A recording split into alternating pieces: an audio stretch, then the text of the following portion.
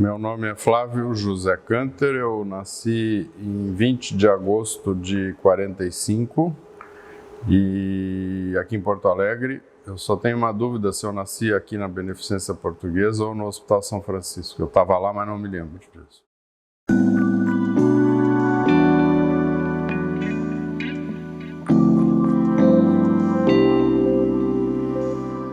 Eu sou filho de um comerciante e de uma professora primária, minha mãe.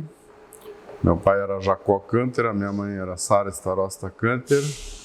E eu tenho um irmão mais velho, que é o Nelson Canter, que é médico, e uma irmã mais moça que eu, que é a Susana Canter, que trabalha com tradução e assuntos de letras. Ela trabalhou no Instituto Estadual do Livro aqui em Porto Alegre.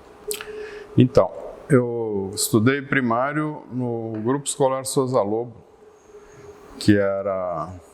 Minha mãe era professora lá. Isso teve ônus e bônus, porque ser filho da professora abriu algumas portas, mas mexia muito com certas ciumeiras, e muitos colegas, se tu te saía bem, diziam: ah, filhinho da professora e tal. Então, tinha que se cuidar com isso. E depois de lá eu fui para o Júlio de Castilhos, onde eu fiz os 7 anos na época, o ginásio e o científico. E ali eu aprendi a passar no vestibular, porque eu passei na primeira tentativa, na URGS, mas eu aprendi muito mais para a vida, porque no Julinho, naquela época, com todas as liberdades que tinha, eu fiz política estudantil. Naquele tempo pertenci ao Partido Comunista, depois deixei de ser, saí, assim como eu entrei, eu também saí depois. Mas na época eu achava que era bom aquilo e me meti lá. Cheguei a ser presidente do Poder Judiciário. O Grêmio Estudantil Júlio de Castilhos tinha uma organização como um país ou uma cidade. Tinha uma direção executiva lá, que era a diretoria do Grêmio Estudantil, tinha uma assembleia com representante de cada turma, e tinha um judiciário que julgava questões relativas a esse sistema e que organizava as eleições do Grêmio Estudantil, que era composta por um representante de cada turma do penúltimo ano, que eram os mais sênior do colégio, e que no ano seguinte iam sair do colégio, então eram os mais graduados. Desse poder eu fui presidente.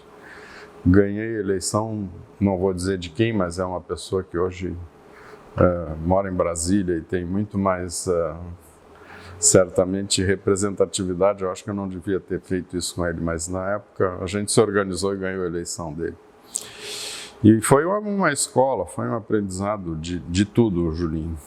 Lá no começo, e na faculdade, depois da faculdade, algumas pessoas foram muito marcantes e certamente eu não vou conseguir citar todos, mas alguns que eu não me preocupo pelos que eu citar, me preocupo por algumas omissões que não sejam justas. Mas primeiro tinha meu irmão, que foi ser médico. Nós morávamos, esse tempo nós fizemos as contas, até ele ir para os Estados Unidos, nós morávamos com os nossos pais ainda, e nós compartilhamos o mesmo quarto.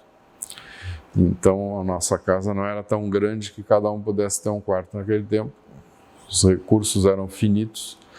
Então nós chegamos à conclusão: bom, tirando as nossas mulheres e depois os nossos filhos, com quem nós mais coabitamos, dormimos no mesmo quarto lado a lado, fomos nós dois, né? O Ginter Fonay, que faleceu recentemente, que tinha uma relação muito peculiar com os pacientes e com os estudantes. Todo mundo gostava muito dele. Tinha algumas coisas rígidas, mas depois eu corrigi com outros. O Carlos Grossman, que foi uma das escolas mais notáveis de medicina que eu tive na minha vida, a gente convivia, porque eu era plantonista desses lugares onde se atendia os pacientes de quem tinha clínica grande. Naquela época eu atendia paciente dele em alguns lugares. Ele foi médico do meu pai, Então, a convivência, e foi ele junto com o Busnello que me levaram para o programa do Murialdo, que a gente ficava trocando ideias duplas.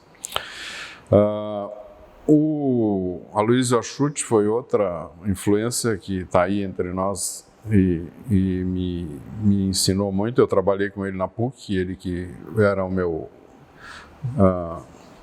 chefe e até hoje guru em algumas coisas, e algumas peculiaridades dele assim que muito marcantes é a retidão impressionante de caráter, uma pessoa fantástica, e a preocupação em estar sempre em dia.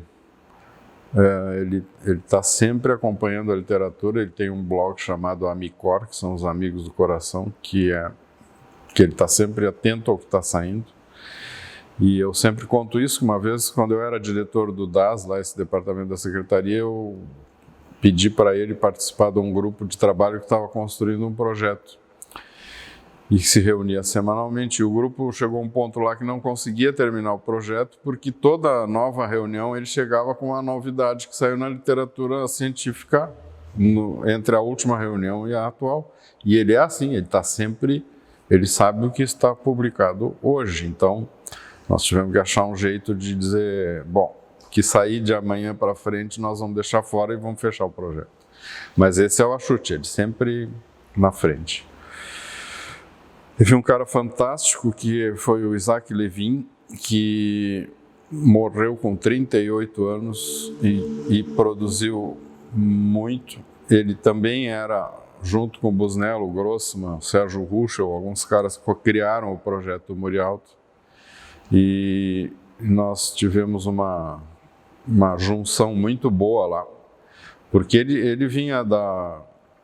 Ele era especialista em choque, esteve nos Estados Unidos treinando em unidade de choque, ele fazia coisas muito refinadas e voltou para cá e dava aula no pós-graduação de cardiologia. Começou um mestrado e eu comecei a fazer esse mestrado. Depois eu achei que eu não queria mais isso. E eu tive uma aula com ele. Na semana seguinte, nós nos encontramos no Murialdo, porque eles tinham me chamado e ele disse, o que tu está fazendo aqui? Tu não está fazendo mestrado? Eu disse, e tu, que és ultra especialista em choque, o que tu vai fazer aqui? Bom, nós dois nos encontramos porque ele veio, porque ele se convenceu que a ultra sofisticação da ultra tecnologia não era o que ele queria era um sistema de comunidade que atingisse todas as pessoas, e ele estava estudando isso. Ele introduziu aqui o prontuário médico orientado para problemas, que era uma coisa nova aqui na época, que isso hoje é universal. E nós trabalhamos junto lá no Murialdo até ele morrer, foi uma coisa muito boa. Eu aprendi uma coisa fantástica dele uma vez. O Grossman também era do staff, e o Grossman, uma clínica muito grande, às vezes ele desaparecia 3 dias, porque um doente grave, ele se anulava, ele ia lá e ficava. E aí e os residentes estavam reclamando, o Grossman não vinha, eu e o Isaac cobrindo o que ele tinha que fazer. E aí um dia eu disse para o Isaac, o que nós vamos fazer? O Grossman vem, não vem? Aí ele disse, nós vamos fazer o que nós estamos fazendo. Quando ele vem é bom, quando ele não vier nós fazemos o que ele tinha que estar fazendo, além das nossas funções.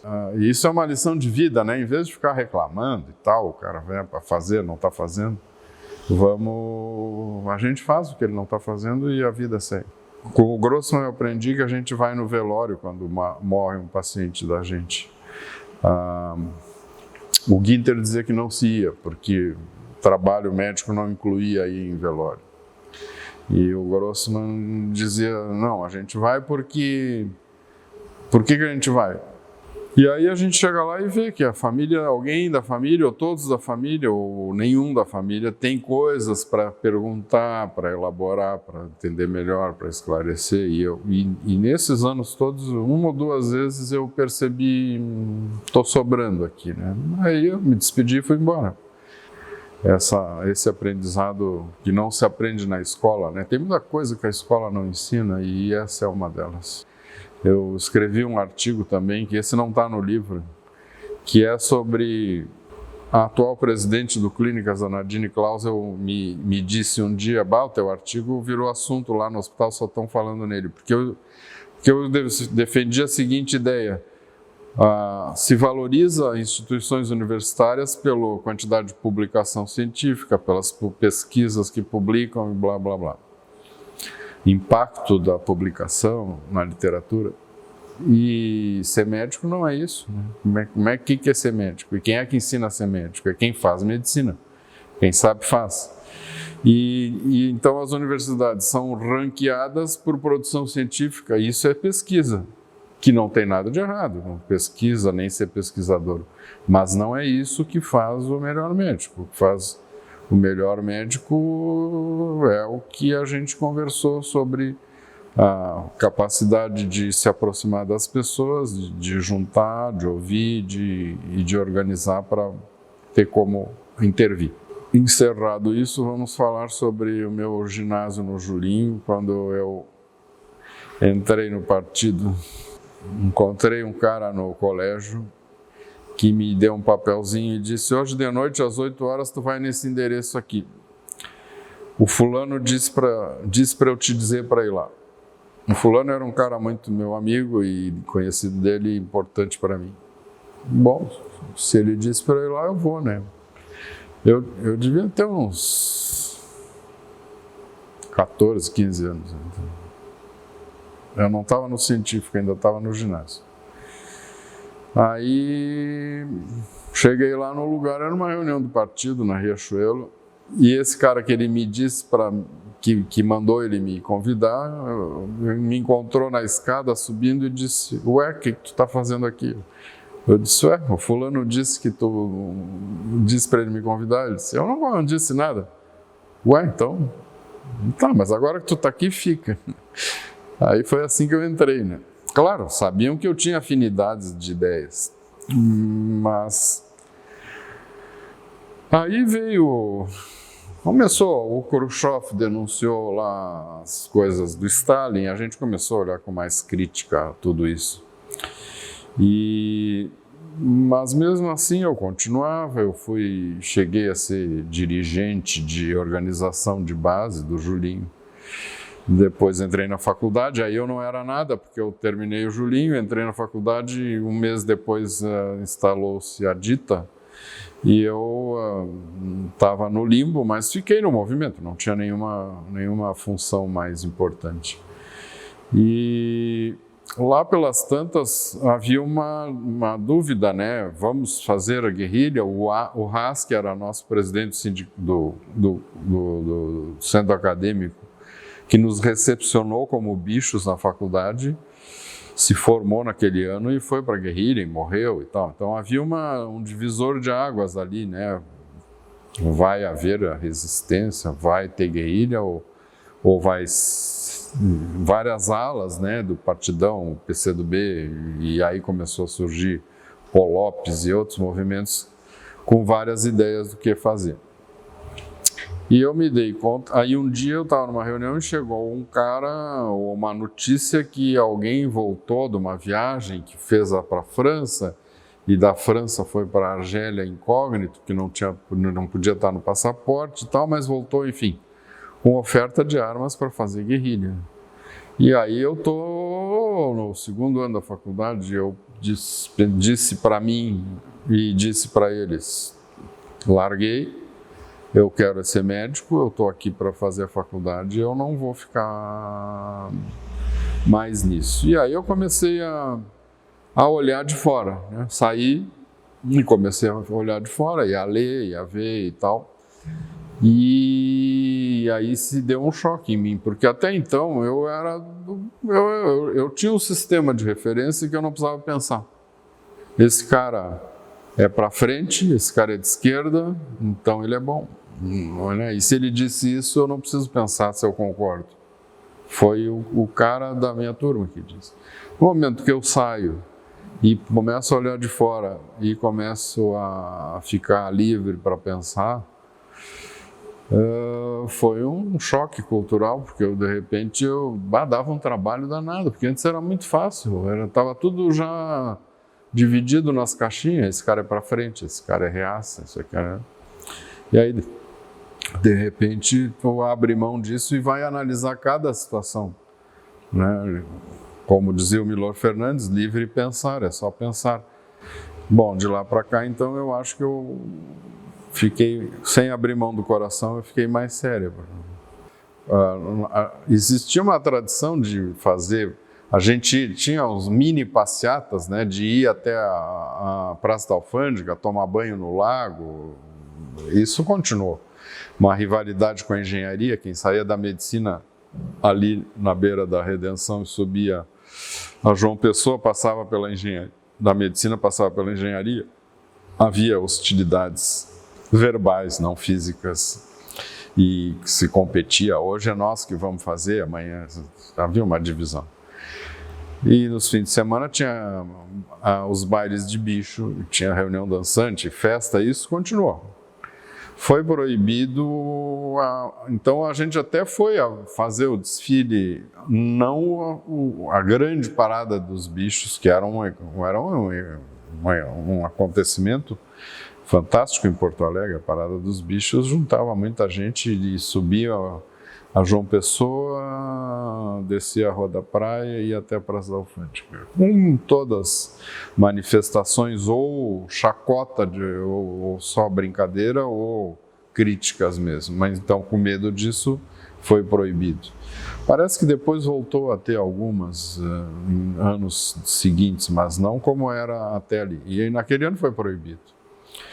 E claro que, bom, estudar medicina não envolve grandes desafios, né? Mas tinha movimento estudantil, tinha greve geral, tinha assembleia, a DOPS caçando gente, e há uma coisa sempre atenta, esse cara é da DOPS, será da DOPS, esse cara não é. Nós tinha colegas militares, então será que esse cara veio aqui para estudar mesmo ou ele foi plantado para fazer espionagem? Só que o cara tinha passado no vestibular conosco, né? Então, e a tomada do poder foi um mês depois do nosso ingresso, então. Mas não me lembro que tenha tido, houve uma comissão de investigação na universidade, expulsaram alunos e professores, mas não na medicina. Na medicina houve gente que respondeu a inquérito e tal, mas não chegaram a expulsar ninguém, que eu me lembro. E essa coisa, depois de perder colegas na guerrilha e essas opções que eles tiveram que tomar, então foi duro. Folha da Manhã era o jornal que mais conseguia furar o bloqueio de censura para se ler alguma coisa a mais. Surgiu o Pasquim, que era disputado, porque o Pasquim desafiava e prendiam. Então tinha os canais de vazar um pouco para poder manter a luz. Eu me lembro que eu era em 77, eu acho. Em 77, meu irmão já estava nos Estados Unidos e eu fui visitar ele. E cheguei lá num sábado, saído daqui, que ainda estávamos em plena ditadura, em 77. E ele, cheguei lá, depois disse, descansa um pouco hoje de tarde, eu comprei para nós ir ver um festival de 2 filmes que vai ter. E era numa antiga igreja, chegamos lá, era numa antiga igreja transformada em sala de arte, tinha uma projeção. E um filme era sobre Guernica. Começou aqueles 2 filmes, um e depois o outro mais fortemente contestadores, para dizer assim, e eu comecei a me sentir mal, né? Até que eu me dei conta, disse, opa, eu não estou no Brasil, aqui os caras podem dizer e mostrar o que querem. E esse choque assim, né, que tu não choca só quando tu vem da liberdade para a prisão, mas quando tu sai da prisão para um negócio livre, que lá a liberdade de expressão já era mais forte que aqui. Isso foi muito notável para mim. Nunca esqueci aquele sábado de tarde. Quando eu estava no primário, teve um ano que eu tinha que ir de bonde para o colégio, porque do Souza Lobo para minha casa era 3 quadras, mas eu tinha que atravessar a rua Avenida Farrapos, que era muito movimentada, e eles não confiavam, mesmo com sinaleira e tal, que eu andasse a pé aquele pedaço. E teve anos que o meu irmão mais velho ainda estava lá, eu ia com ele, deu anos que a minha mãe dava aula no mesmo turno que eu ia com ela, mas teve um ano que nada disso acontecia, eu tinha que ir de bonde. E tinha um fiscal, não sei se vocês não conheceram o bonde, mas o bonde tinha um motorneiro, um cobrador e um fiscal. E tinha como eu pegava o bonde todo dia na mesma hora, a tripulação era a mesma. E tinha um fiscal, que eu me lembro da cara dele até hoje, porque ele me deixou encafifado. Ele me chamava de doutorzinho, porque eu era um gurizinho de 8, 9 anos de óculos. Naquela época a criança não usava muito óculos, então ele me chamava todo dia, aí doutorzinho e tal. E eu fiquei na dúvida, será que esse homem sabe alguma coisa? Será que eu vou ser doutorzinho mesmo? Então, sob escolha de profissão, começa com o fiscal da Carris, lá do bonde, nos anos 50. Depois, eu vim com uma dúvida, meu irmão mais velho, 4 anos que eu, estava estudando medicina, eu nasci no ano que terminou a Segunda Guerra Mundial, onde os judeus, povo a que eu pertenço, estavam saindo de uma situação que todo mundo sabe, de perseguição, mortes e fugas e imigrações e migrações. E meus pais eram filhos de primeira geração de imigrantes, os dois. E eu sempre ouvia dizer que medicina era uma profissão boa para judeu, porque quando viesse alguma perseguição, podia mudar de país. Se tu fosse advogado, tu não ia poder... As leis são outras e tu ia ter que refazer toda a tua carreira. Então, medicina era bom e isso soava como uma pressão para fazer medicina, porque claro que tinha outras profissões que também seriam universais. Eu estava lá no 3º ano fazendo pré-vestibular. Naquela época o colégio dava uma divisão para que carreira a gente ia fazer vestibular já dirigido para aquilo. Eu estava na área para a medicina, na verdade, mas eu tinha dúvida, porque eu achava que eu queria também, eu achava muito legal a arquitetura. E eu saí de casa para ir me inscrever para o vestibular, fui no bonde matutando ainda se eu ia fazer medicina ou se eu ia fazer arquitetura, onde é que eu ia me inscrever. E depois, caminhando já ali pela Sarmento Leite, a Faculdade de Arquitetura e a Medicina eram quase do lado ali, tinha a rádio da universidade no meio. E eu estava chegando lá e me dei conta, no vestibular de arquitetura tinha desenho livre, acho que ainda tem até hoje. E eu pensei, mas eu sou uma nulidade em desenho, como é que eu vou escolher a arquitetura? Eu não vou conseguir me preparar, a inscrição era em dezembro, para pegar um professor particular, aprender desenho livre para competir no vestibular. Eu acho que eu estou louco, eu tenho que ir para a medicina mesmo. Aí eu passei pela arquitetura, caminhei mais meia quadra e me inscrevi na medicina. Passei e não me arrependi até hoje. Então foi assim que a escolha foi meio com uma ambivalência até à beira da escadaria da medicina. Eu entrei na medicina da URGS em 64. Começou as aulas no dia 1º e no dia 1º de abril seguinte houve o que houve. Então houve uma trepidação no país. A Faculdade de Medicina da URGS tinha aula aqui no prédio da Sarmento Leite, onde é o Biociências hoje, e na Santa Casa. O Clínicas ainda não estava em uso, era um esqueleto. E eu, durante a faculdade, me aproximei de algumas pessoas que ficaram muito minhas amigas, como uma turma de 125, alguns se aproximam mais, e eu fiquei amigo de alguns caras que foram ser psiquiatras e psicanalistas. O Alberto Buchain, que era da então Católica Federal de Ciências Médicas, morreu há pouco tempo, e o Sérgio Buchain, irmão dele, que era da minha turma. E a gente, ali eu me interessei mais. O meu irmão já que já estava quase se formando em medicina, fazia terapia, então falava sobre o assunto, trazia livros, a gente lia livros sobre essa coisa de terapias e uma noção da vida psíquica mais profunda, que a faculdade só ia dar alguma coisa lá no quarto ano. E eu fui me interessando nos aspectos emocionais da vida, e aí nós fazíamos cursinhos na faculdade extracurriculares, e alguns eram sobre assuntos voltados a isso.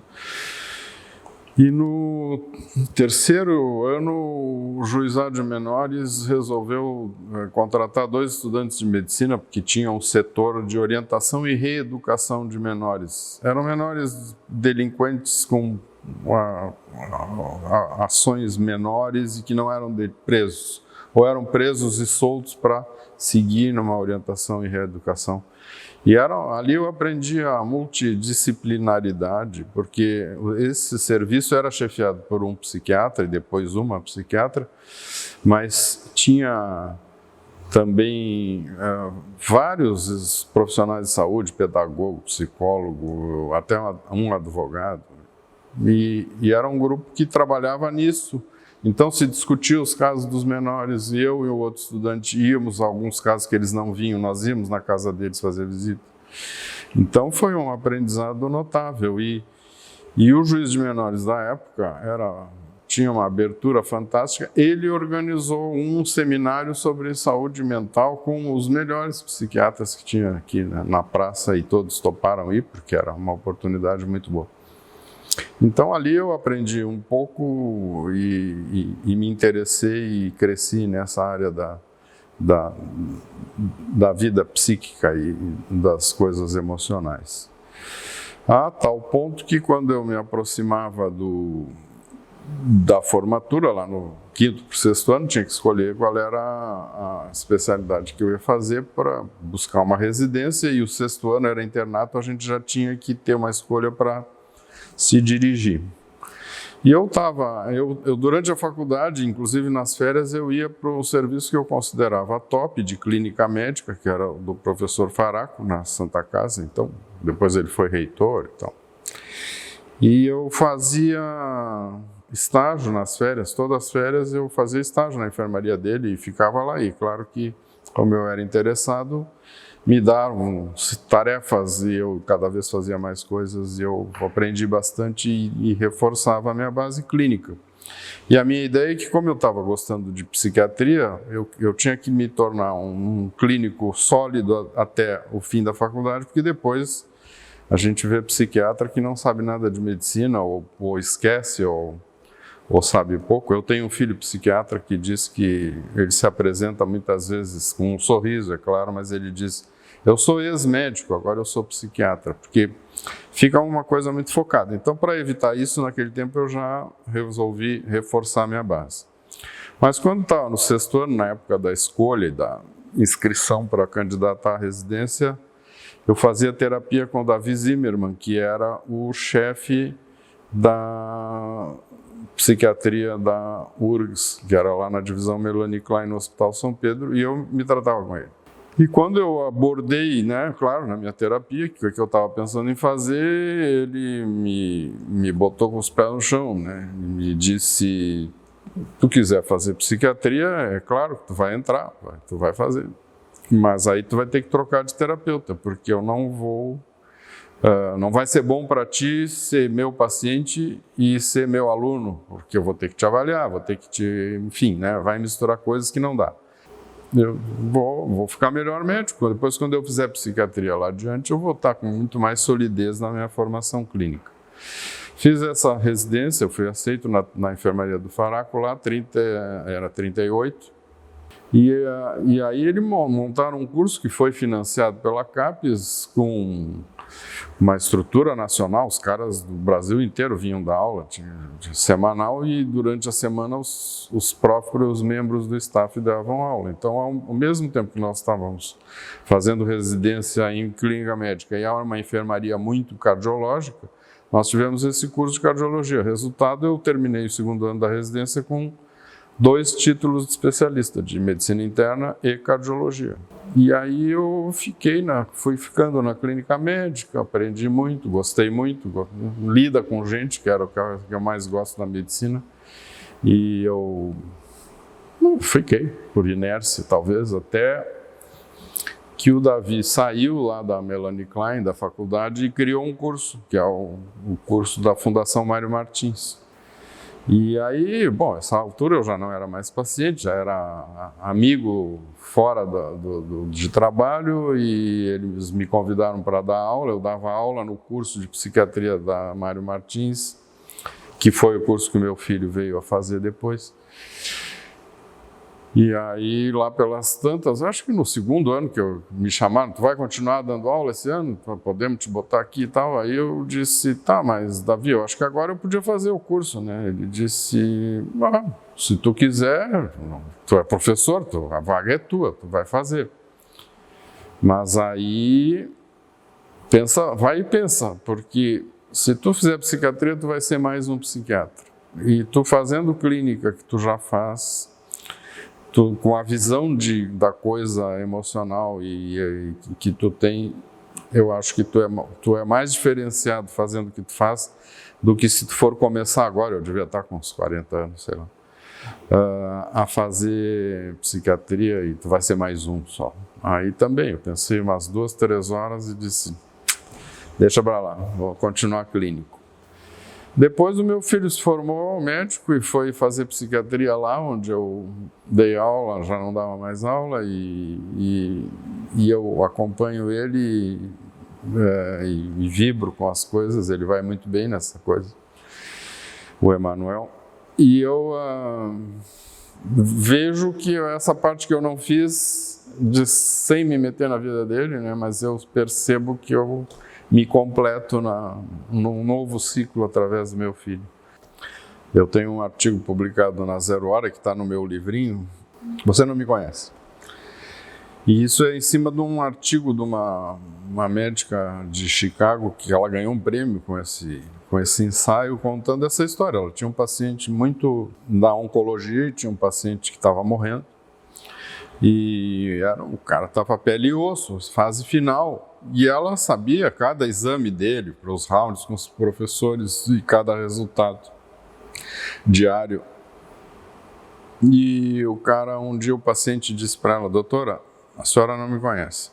E ela ficou refletindo, e aí foi conhecer um pouco mais dele, e ele era um potentado de uma empresa de venda de seguros, e multimilionário e tal. Ali ele não era o que ele era a vida toda, né? Ela estava conhecendo ele, a doença dele, mas não ele no conjunto da família, da história, dos negócios, enfim, do quem que ele tinha sido e do que ele estava ali pré-morte. E ela ficou muito impactada, ela publicou esse ensaio 10 anos depois do acontecido e ganhou um prêmio. E ela introduziu ali, é uma coisa que eu às vezes uso nesse episódio, uma nova pergunta nas consultas que ela atende com os pacientes, hospital, consultório. Tem alguma coisa que eu deva saber a seu respeito e que eu ainda não sei? Bom, tu não imagina a torrente de coisas. Às vezes, cara, não, eu já te disse tudo e tal, mas muitas vezes começa a consulta aí, porque aí vem, porque o meu filho brigou comigo e não sei o que, e a minha nora, e aí vem tudo que estava lá louco para botar para fora e que não sentia permitido, né, o receptivo, o interlocutor, para poder dizer tudo que tinha. Me graduei em medicina em 5 de dezembro de 69. Portanto, eu completei 51 anos de graduação agora, em dezembro do ano da pandemia, de 2020. E eu fiz a residência no serviço do Faraco, na enfermaria 38 da Santa Casa, em 70 e 71, os 2 anos subsequentes. Em 72 eu entrei para a vida profissional, onde eu não parei de aprender até hoje coisas. No início, a gente vivia dentro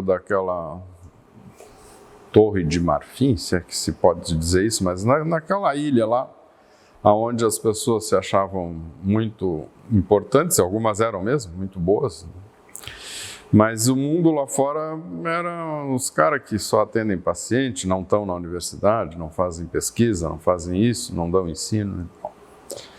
A gente estava lá dentro se achando, e entre esses, a 38 se achava o top, bom, creme de la creme.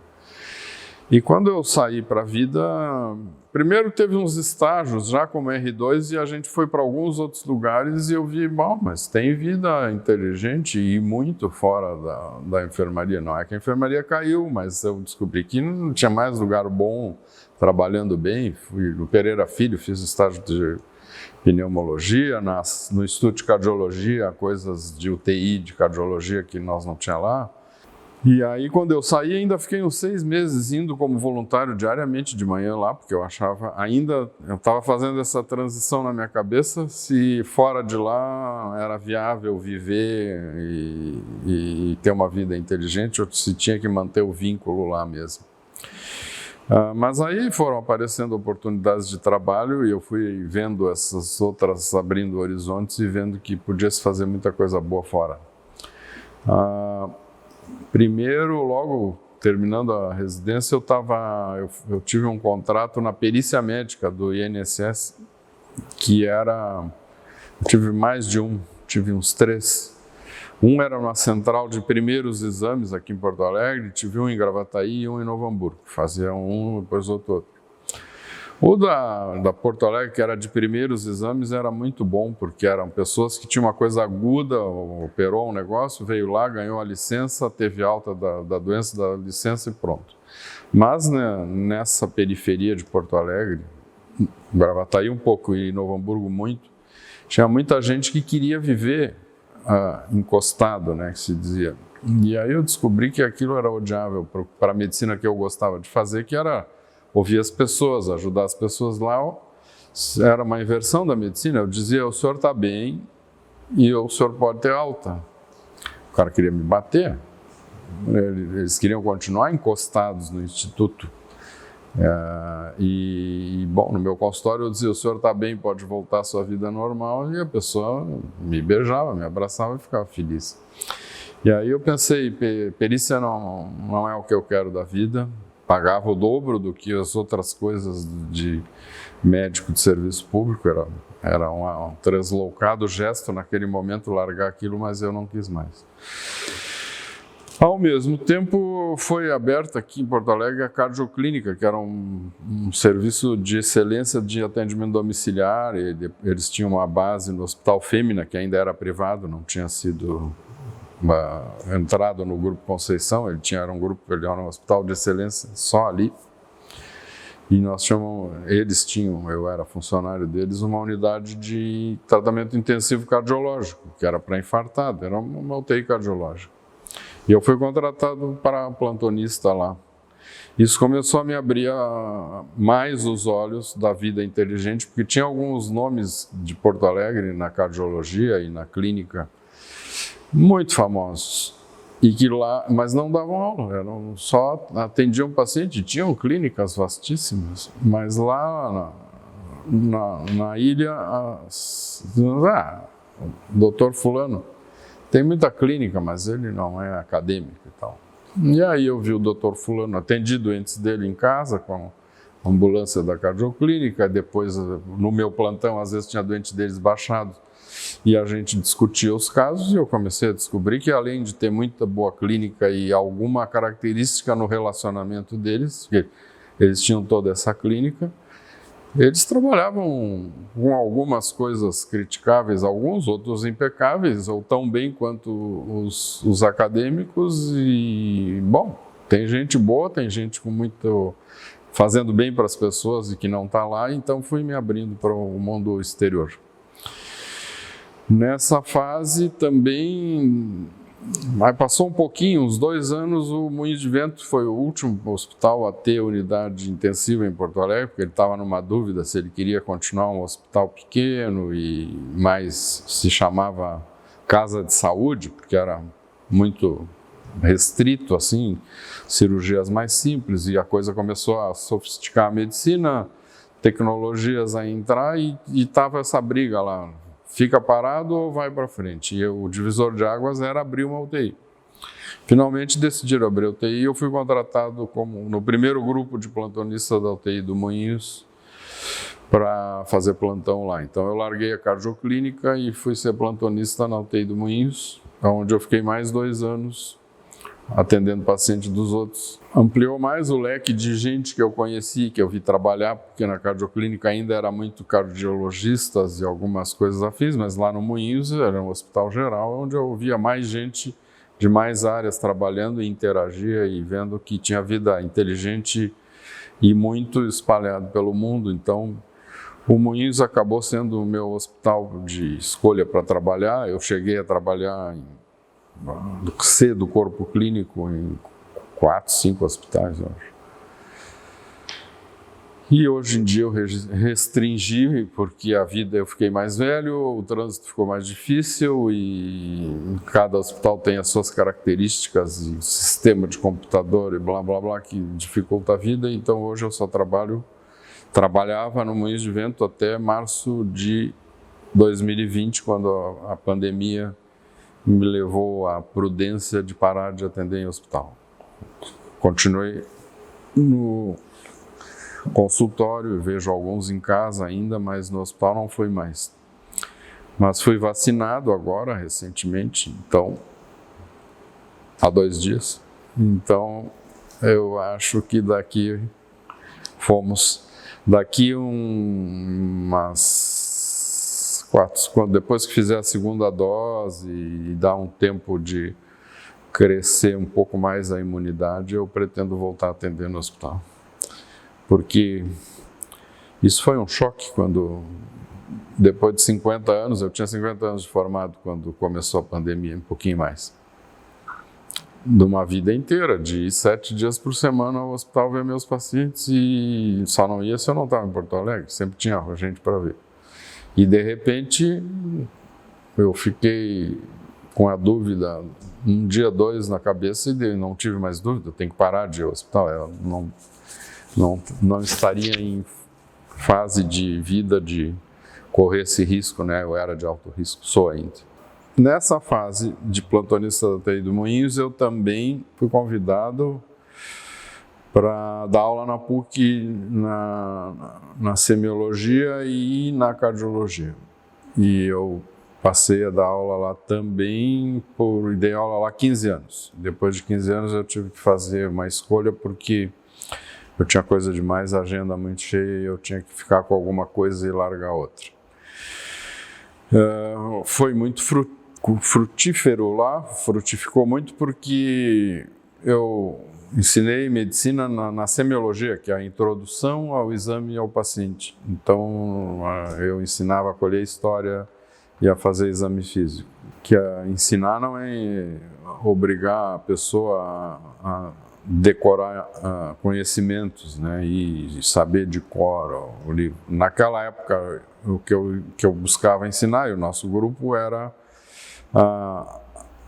fazer uma correta colheita de informações na história e no exame físico. Como organizar isso? Para saber depois onde procurar as respostas. Naquele tempo, tu tinha que ir na biblioteca, tu tinha que ir nos livros, ou a gente ia para casa, ia listando de noite, ia estudar o que tinha que estudar. O que eu me preocupava, e ainda continuo me preocupando, em ensinar é isso, é como é que se organiza as informações, como é que elas tomam uma forma para eu saber o que eu tenho que estudar depois.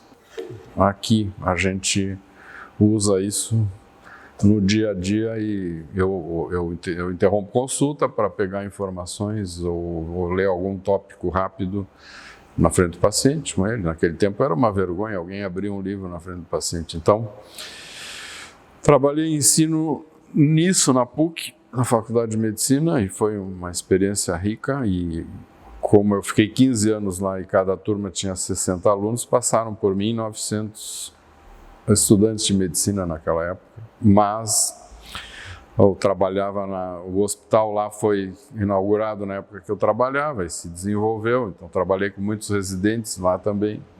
Então tem uma geração de médicos que se interagiram comigo e eu, em geral, é muito prazeroso encontrar. Alguns eu me lembro, alguns se identificam e sempre tem uma manifestação boa.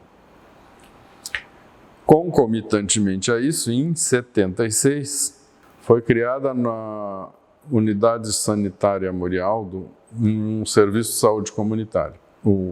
E a primeira residência brasileira, na época se chamava Medicina Geral Comunitária, depois agora se chama Medicina de Família e Comunidade. Formaram-se dois lugares aqui, no Murialdo e num projeto Vitória, em Recife, que durou alguns anos e se terminou. O Murialdo continuou muito tempo, sofreu algumas mudanças e gerou um filhote importantíssimo, que é a medicina de família e comunidade do Grupo Conceição, que até hoje vai muito bem. E lá no Murialdo, como eu discutia isso com alguns colegas voltados para isso, esse assunto, parecia um artigo, a gente xerocava e trocava e tentava criar alguma coisa. E finalmente o secretário da Saúde da época bancou e aconteceu e a coisa andou. E aí eu fui convidado para trabalhar lá para isso, para dar supervisão para os residentes. Foi no primeiro ano da residência que eu fui para lá. Eles tinham feito o projeto um ano antes e eu não estava junto quando foi construído o projeto do sistema comunitário. Mas eu trabalhei junto com o Busnello, que era o diretor lá na elaboração do programa da residência. Isso nós fizemos junto porque a residência foi reconhecida na Comissão Nacional de Residência Médica com um programa que nós desenhamos lá. E aí ali eu fiquei muitos anos, porque eu entrei no Estado para trabalhar nisso, e eu fiquei sendo um dos preceptores da residência, depois eu fui coordenador de ensino e pesquisa, depois o Busnello se aposentou e eu fui diretor do programa por 6 anos, eu acho. Até que, lá, como era cargo de confiança política, numa troca de governo e secretário da saúde, eu fui substituído. Aí eu fui para o nível central da primeira delegacia, chamava Delegacias Regionais de Saúde, trabalhei em supervisão de uma área que a gente ia visitar unidades de saúde de alguns municípios. Eu trabalhei com Viamão, Gravataí, Itapuã, enfim. Saiu uma equipe a ir lá ver como é que estavam andando os programas. Me deu uma visão legal de uma coisa mais macro, porque a nossa população lá do Murialdo começou com 55 mil e chegou a ser 100 mil. Quando eu fui trabalhar na Porto Alegre era 1 milhão e tanto o denominador, né, a população alvo. Depois eu voltei para o Murialdo para dar supervisão para os residentes de novo, porque eles precisavam, mas aí eu já estava longe do ex-chefe, já era outra pessoa e tal. Fiquei algum tempo lá, depois me chamaram para o nível central para trabalhar num programa que não foi bem, que era um programa que a Secretaria fez junto com a RBS, chamado Você Vendendo Saúde, que queria trabalhar as prioridades da saúde do Estado com um programa de mídia, mas não houve uma coordenação e um entendimento bom. A RBS achava que o Estado tinha que fazer tudo e eles dariam divulgação ou não, conforme a linha editorial. Esse programa era uma coisa e quem ditava a linha editorial eram outros. Então, às vezes, fazia alguma coisa e nem saía notícia. E, às vezes, eles queriam notícia e nós não tínhamos notícia para dar. Então, esse programa não andou bem. Mas, com isso, eu fui trabalhando numa equipe fantástica que tinha feito, no início daquele governo, uma definição de diagnóstico de saúde do Estado e fixado por prioridades, dentro da prevalência epidemiológica e da possibilidade de intervenção e tal. E isso se gerou manuais para abordar as prioridades. Foi impresso uma edição muito boa, completa, sobre esse tipo de atitude no estado todo, se treinou todas as regiões do estado. E quando faltava um ano e alguns meses para terminar, um ano e meio, um pouco menos talvez, daquele governo, o diretor do Departamento de Ações em Saúde, que era quem fazia isso tudo, teve que sair do cargo por motivos dele e me indicou, e eu fui diretor do Departamento de Ações em Saúde, e aí o meu denominador passou a ser 10 milhões de pessoas do Rio Grande do Sul para trabalhar programas de saúde. Foi na época da municipalização intensa, os municípios tinham que entregar projetos e era o nosso departamento, a minha assinatura ia lá junto para, ao final, depois de todos os levantamentos, para os municípios poderem assumir a sua autonomia de gerir a saúde no município. Então, foi uma época intensa também. Mas o fio condutor da minha vida profissional foi a minha clínica. Tudo isso aí são coisas que eu fiz, que agregaram muito e que eu aprendi muito e que eu acho que eu contribuí bastante também, mas eu não abri a mão porque era uma coisa que era minha e dos meus pacientes, era a minha relação com eles. Então, o meu consultório sempre foi sagrado. Tudo isso que eu fiz e voltei e fui, o consultório eu não largava, eu sempre estava lá, um turno por dia, e quando eles precisavam ao hospital, eu ia vê-los no hospital. Então, essa fidelidade à minha clínica, talvez até isso solidificou eu poder fazer as outras coisas bem, porque eu tinha esse porto seguro que era trabalhar com meus pacientes. Isso até hoje é o que fica mais. Depois, eu me cooperei na Unimed e, claro, né, passados uns meses eu tinha críticas, como nós médicos sempre tem crítica, né, as pessoas sempre têm crítica, e eu fazia críticas para alguns conselheiros da Unimed. A Unimed tem isso de bom, né, tem vários conselheiros, eu encontrava no hospital mais um do que outros, e um deles um dia me disse: por que não te candidata? Vai ser conselheiro lá, então aí tu faz as coisas que tu está reclamando, vai mudar lá. E eu acreditei nele. Ele achava que era uma pilhada, que eu não ia me eleger ou que eu nem ia me candidatar, e eu me elegi. Aprendi muito e também consegui implantar muita coisa que se entrou lá e ajudou a cooperativa a ser mais dos médicos, que a minha bandeira era essa. Mas eu aprendi gestão, eu fiz um MBA em gestão em saúde durante 2 anos. Eu fui 20 meses, um fim de semana por mês a São Paulo, porque era um curso dado pela Gama Filho e a Fundação Unimed, e eu fiz esse curso e fiz um trabalho de conclusão. Então, aprendi coisa de gestão e negócios na saúde e fora da saúde, porque tinha que ter uma noção do que é negócio. Nisso eu também conheci o Instituto Brasileiro de Governança Corporativa, porque a Unimed, o pessoal da Unimed começou a fazer os cursos dessa IBGC, que é um grupo sem fins lucrativos que trabalha com governança e com sucessão de empresas familiares, e a Unimed tem uma sucessão de grupos que administram, certo? Tem muito a ver. E os princípios de boa governança que eles ensinam, e eu gostei e aprendi tanto que eu fiz uma apresentação num congresso anual deles, nacional, sobre o case da Unimed Porto Alegre de implantação de coisas de governança. E depois eles me chamaram para escrever um capítulo sobre governança corporativa. O título do livro é Conselhos de Administração das Empresas Brasileiras.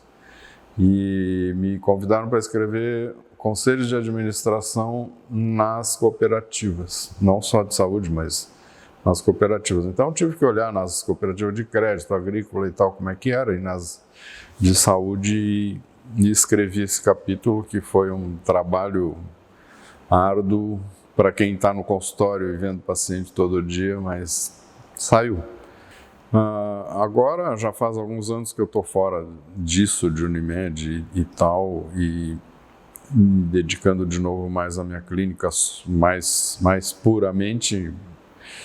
Então, quando veio o choque da pandemia, março de 2020, de repente eu tive que reorganizar minha vida, de restringir consultório para não expor a minha secretária muito, então também tivemos que fazer rearranjos, diminuir horário e tal, compactar. E me sobrou tempo, eu não tinha hospital para ir. A gente não sabia muito sobre riscos e procedimentos no início, então eu não ia nem a parque caminhar.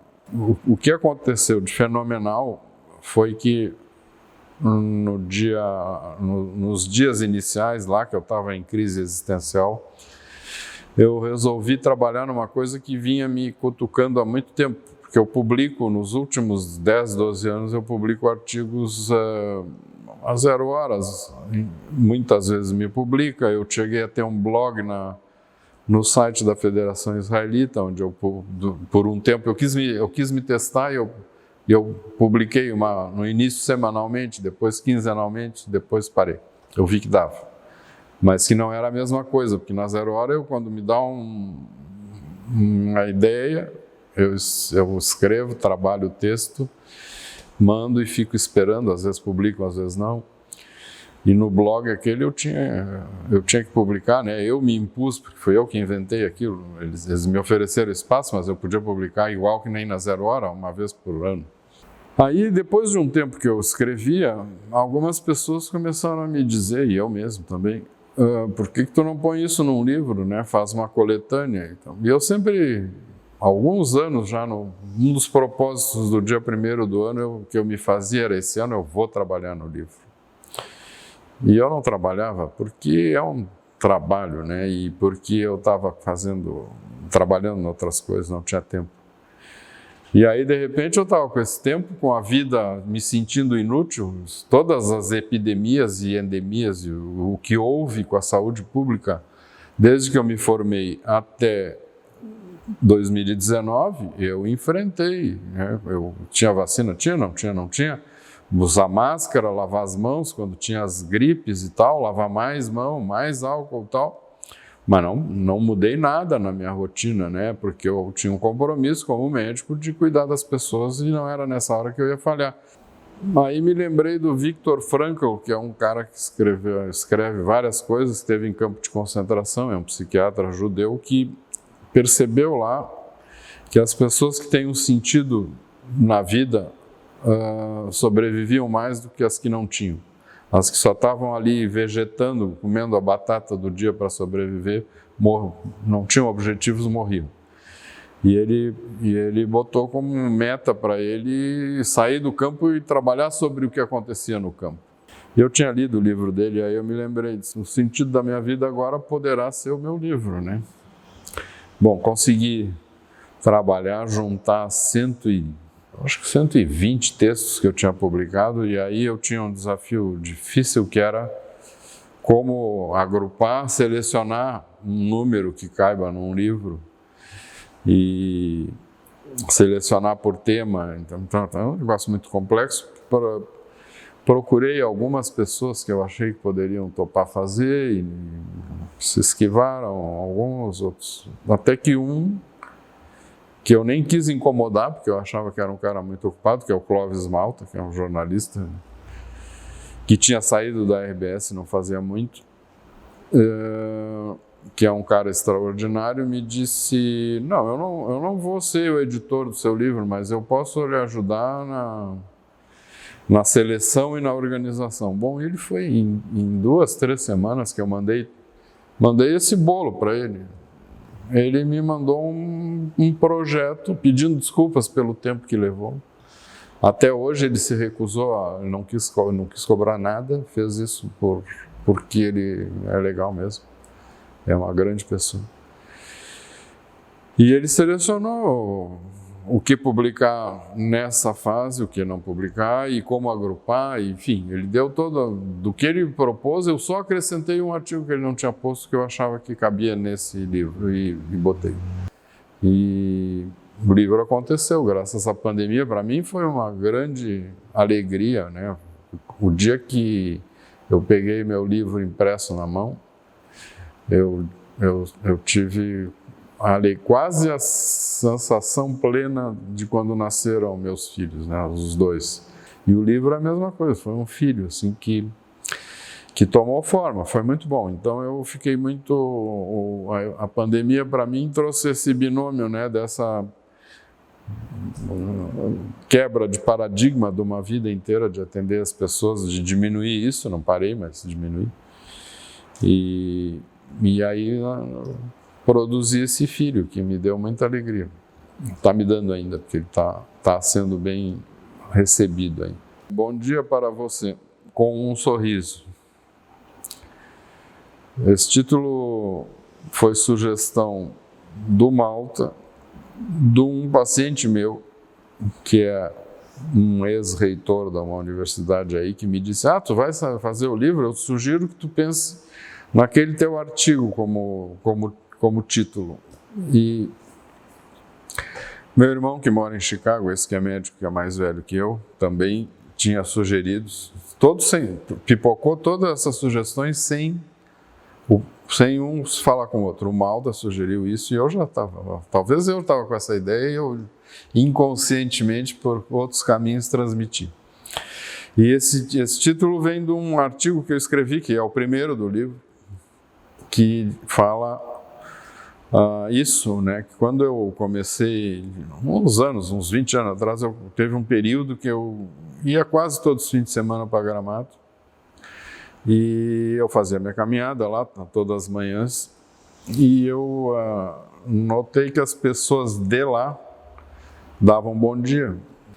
Passava e diziam bom dia, mas era um bom dia muito bom, fazia bem e eu respondia. Acabou que eu incorporei isso e comecei a dizer bom dia antes deles. Mas eu comecei a usar aqui quando eu fazia minha caminhada e é muito interessante porque conforme o bairro tem diferentes respostas. Lá na Vila Assunção, que é um dos circuitos que eu faço, eu chego a contar, às vezes a adesão é mais de 80%. Né? E agora já tem uns que dão bom dia antes de eu dar. A gente também muda o mundo. Tu faz isso no Parcão? Ninguém. Tu fala sozinho. Na Redenção, eles até viram a cara, porque eles têm medo que tu vai abordar para pedir um troco, sei lá, não sei o que é, mas não. No Marinha, alguns respondem, outros não. Muito poucos respondem, mas alguns sim. Então, é essa coisa sociológica das respostas ao bom dia.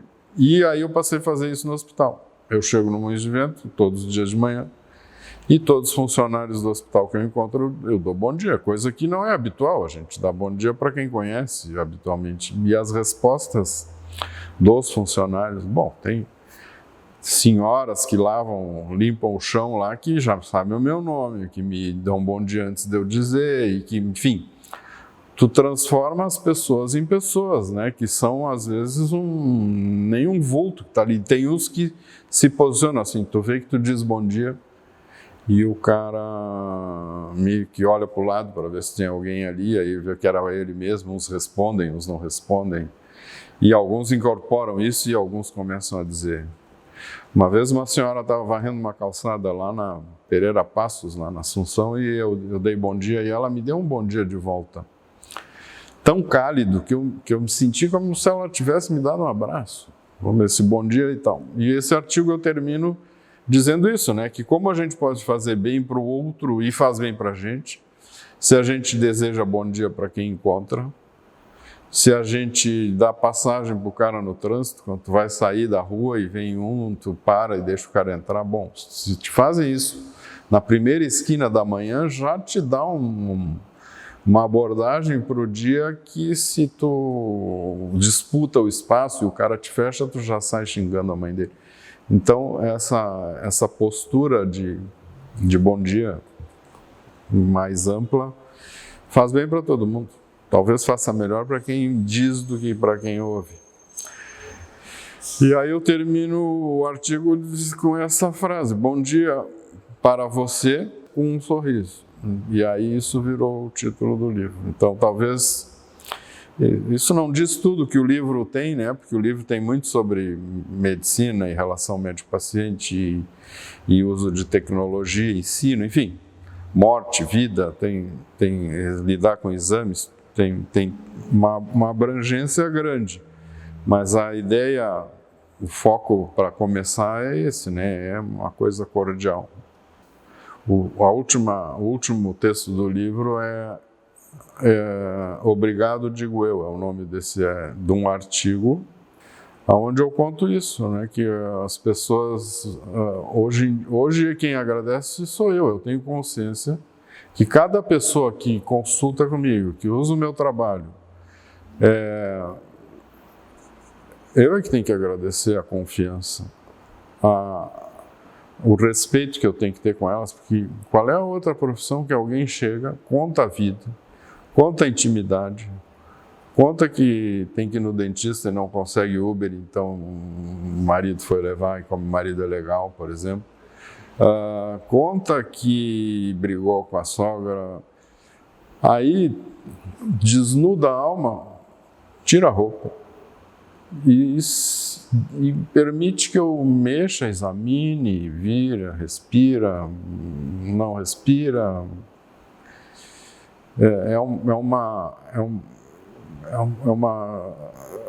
É uma coisa tão importante alguém fazer isso comigo no meu consultório, se dispor a tudo isso, que eu tenho que agradecer. Eu conto nesse episódio desse artigo, um dia eu saí da sala da consulta para minha secretária preparar alguém para fazer o exame ou para fazer um eletro. E estava na sala de espera um colega meu, um professor da universidade, mas que foi meu colega no Julinho. E aí ele me disse, e aí eu estava ali, fui dar um abraço nele, naquela época eu podia abraçar as pessoas ainda, pré essa coisa. E aí chegou uma senhora, veio me trazer, uma senhorinha judia de quase 90 anos, que toda época do ano novo judaico ela me dá um pacote de strudel, que é um doce que é costumeiro de se comer nessa época. E aí ela chegou, e eu abri a porta, ela entrou, que bom que o senhor está aqui, eu vim lhe dar esse presente e tal. E me deu um abraço, um beijo e foi embora. E aí o meu colega esse disse, mas que interessante, né, na profissão de vocês, eles vêm trazer presentes e tal. E aí eu disse para ele, pois é, e nós é que temos que agradecer, eu é que agradeço, porque não é só o presente e a gratidão, mas é o fato de alguém se entregar para ti, te enriquece, tu aprende com todo mundo, cada nova pessoa, se tu ouvir, tu vai aprender, porque tem uma experiência de vida e de trabalho e de tudo para contar. Então a gente está sempre aprendendo e se imiscuindo na vida deles. Então é uma dádiva isso. Então a medicina me deu tudo isso, tudo que eu construí na minha vida, família, a vida que eu tenho tido, e agora me proporcionou esse livro, que eu acho que é um coroamento.